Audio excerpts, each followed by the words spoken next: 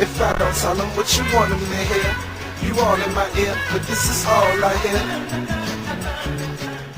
This is a Black Talk Radio News Brief. Are there Israeli assassination teams in the United States? Andrew Adler, a Jewish publisher based in Atlanta, caused an uproar last week that continues as news spreads on the internet about his editorial piece in which he called on the Israelis to assassinate President Obama. In his opinion piece, he asserted that President Obama is unfriendly to Israel. While most commentary has focused on questions about the vitriol towards President Obama in Jewish political circles, whether or not he is a Muslim who hates Israel and wants to see its Jewish character erased, not many are asking the central national security question about if Israeli Mossad agents are based in the United States and what they are doing. While there have been attempts to diminish the impact of Adler's statement that Israeli officials should, and I quote, give the go-ahead for U.S.-based Mossad agents to take out a president deemed unfriendly to Israel in order for the current vice president to take his place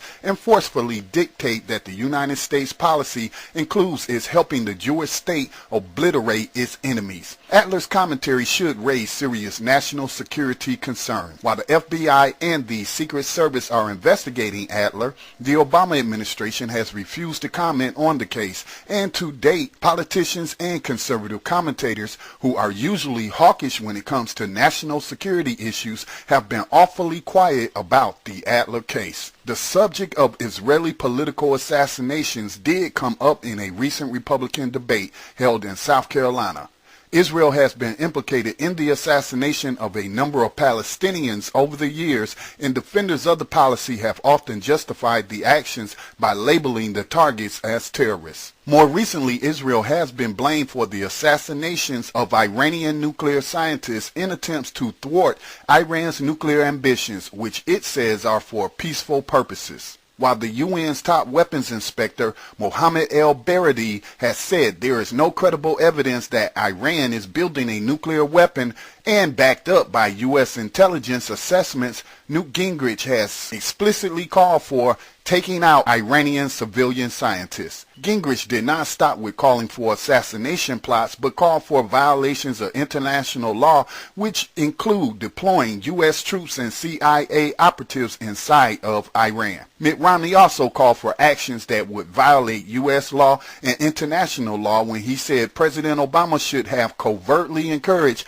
uprisings by the Iranian people during recent protests. Rick Santorum said he believed that assassinating Iranian nuclear scientists was a wonderful idea. Ron Paul, the only GOP anti-war candidate, did not join his fellow Republicans in their calls to attack sovereign governments through unlawful means or through the president taking unilateral executive actions without consulting Congress. While commenting on unsubstantiated reports that the Iranians hatched a plot to assassinate a Saudi Arabian diplomat on U.S. soil, neither Gingrich, Romney, nor Santorum has said anything about the possibility of Israeli Mossad agents being based in the United States, nor have they said anything about Adler's comments openly calling for the Israelis to assassinate the President of the United States. Since taking over the House of Representatives, the Republicans have held a number of hearings targeting the Muslim community, accusing it of possibly harboring terrorists. It will be interesting to see,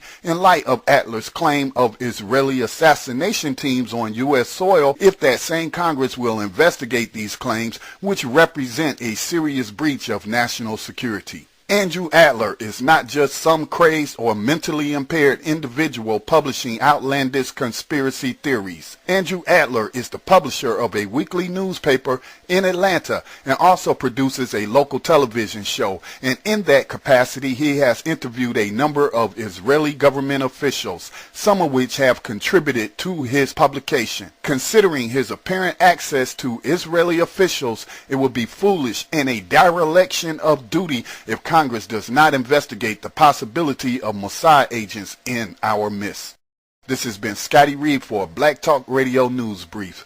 Visit us online at blacktalkradionetwork.com. If I don't tell them what you want them to hear, you all in my ear, but this is all I hear. Am I wrong?